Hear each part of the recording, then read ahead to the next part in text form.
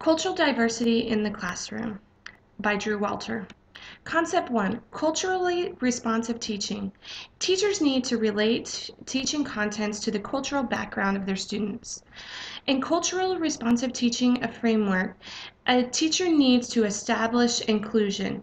Students and teachers need to feel respected and connected within the classroom. Also, a teacher needs to develop attitude. It needs to be a favorable attitude, a disposition toward the learning experience of the child. A teacher also needs to enhance meaning. That means to create a challenging and thoughtful lesson that includes the student's perspective and the values that they bring into the classroom. Also, a teacher must have engendering competence.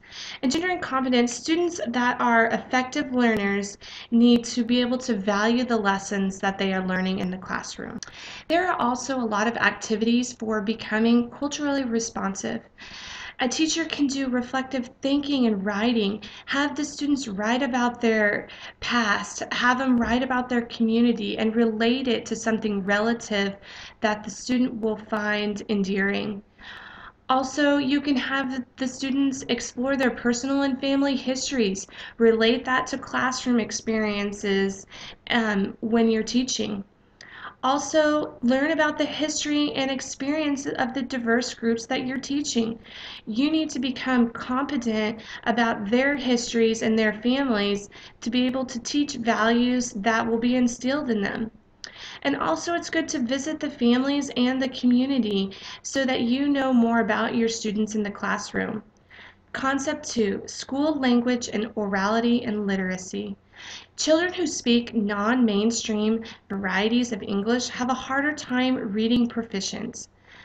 Some assessments of the competence are influenced by the dialect the children speak. There are teachers, because students speak non-mainstream English, that they have lower expectations for these students and they teach them less because they think they cannot learn efficiently.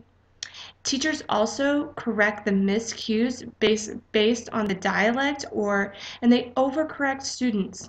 These students that are overcorrected based on their dialect are less likely to become fluent readers and may never read fluently in their lifetime and begin hating school. There are different stumbling blocks of intercultural communication for both the teacher and the students. A teacher makes assumptions that there are similarities in the language that students speak, but there are many language differences. There is slang, vocabulary, syntax, and dialects can all have differences when a child or teacher is speaking. There are nonverbal misinterpretations. Also, there are preconceptions and stereotypes that people make for kids that have a different background than their teacher. Teachers have a tendency to evaluate the students and make judgments. And it can also cause high anxiety for the student and maybe for the teacher. Arnetha Ball is a diversity teacher in a university, and she had a video about diversity in the classroom.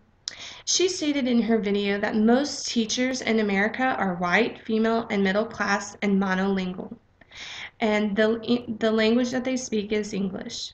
These teachers have a vision of having students who look and learn like themselves. She states that teachers need to start spending more time in the communities to develop a different perspective and hear different voices in the communities to learn the values and perspectives of their students. The teacher needs to take into consideration that these voices that they hear in the community are not bad and wrong. Teachers must be open and vulnerable to new ideas in their classroom. Teachers also need to become a continual learner from their students. They need to be learning from their students as well as the students learning from the teacher. The concepts that I've learned in this class have been linked to Arnetha Ball's presentation. Arnetha's presentation is linked to cultural responsive teaching. She states that teachers need to be active learners about their students. Teachers can do this by listening to their students, parents, and going out into the community. Also, Arnetha states that children who speak non-mainstream English do not have deficiencies, but have a lot to offer in the classroom. Within this class, I have learned empathy for all students and teachers. I need to be more empathetic to the teachers of different cultural diversities that I work with and also with my students. I've also learned about different communication practices and different values and norms of other cultures. In a classroom, a teacher needs to be respectful of all diversities and cultures. They need to be able to communicate efficiently with all of their students. They need to have an understanding of the backgrounds and values that the students bring into the classroom. And they also need to have an engaging classroom that meets the needs of all students.